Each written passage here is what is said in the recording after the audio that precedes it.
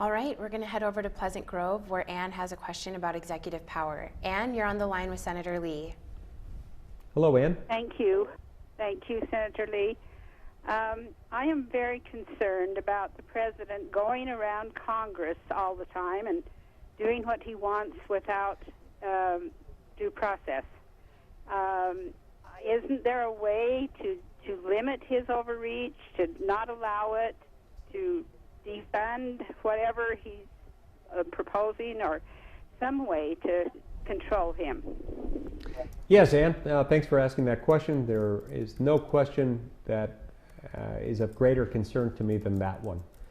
You know, this country was started, it was founded as a nation by men and women who understood that bad things happen when too much power is concentrated in the hands of the few, or in the case of chief executive, in the hands of one person.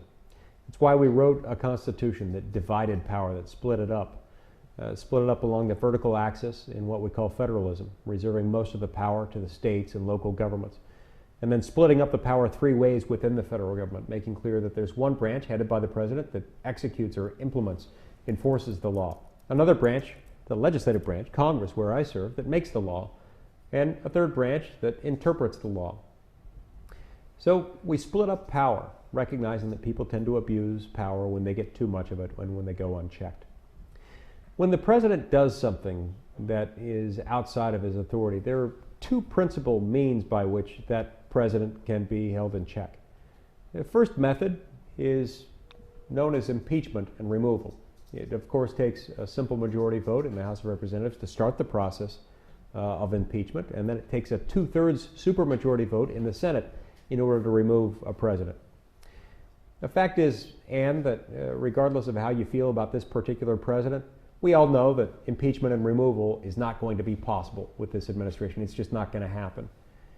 Even if you somehow got a simple majority vote to impeachment in the House of Representatives, we have nowhere near the 2/3 supermajority vote in the Senate that would be needed to remove him. So we know that's not going to happen, not with this president. And we've got only 12 months left, and so we've got to do what we can in the meantime without that process, knowing that that one's not going to be used.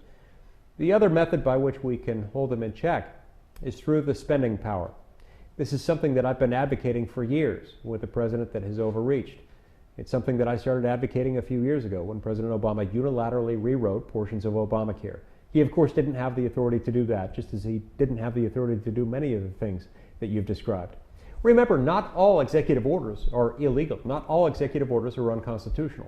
Every modern president, including Ronald Reagan, including both Bushes, including basically every president in modern history, all of them have issued executive orders. Some of them are authorized expressly by statute. Others are authorized implicitly, either by statute or by something in the Constitution.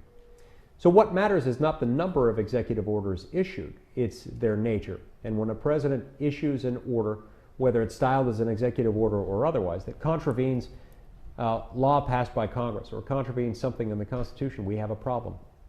It's one of the reasons why I started calling a few years ago for us not to fund a law or the implementation of a law that the president had unilaterally, unlawfully tried to rewrite. Sadly, Congress has failed to utilize that tool at its disposal. This has to change, because once we set this precedent that we are going to allow presidents of the United States to openly violate the law, to promise and then carry out that promise, to rewrite the law with a pen and a cell phone, and when Congress does nothing, responding kind of like the unarmed English Bobby, who upon seeing the commission of a crime yells in his distinctive British accent, "Stop," or I'll yell, "Stop" again. The more we do that, the more we make it normal. And the more we make it normal, the more we take away power, freedom, liberty from you, the American voter. That's wrong. I don't care whether you're a Republican or a Democrat, a liberal or a conservative. This is very concerning. And I can promise you this. Our next president, whether that president is a Republican or a Democrat, is someone that I intend to hold accountable. In some ways, many ways, I hope it's a Republican. And if that Republican president makes any of these actions, undertakes any effort to rewrite the law unlawfully, unconstitutionally, I will hold that person just as accountable as I've tried to hold President Obama accountable. But in order to make a difference, we've all got to join together. We've got to start calling out more loudly on Congress to do something about it.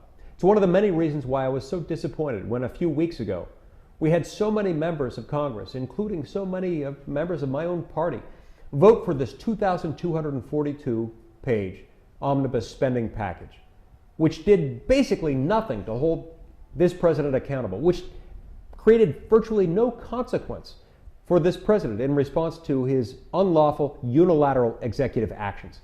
That is wrong. When you see your members of Congress, your senators or your representatives voting for something like that without holding this president accountable, please call them out on it. Please tell them no more. Not another vote for another spending package that doesn't hold the President of the United States accountable when he oversteps his authority.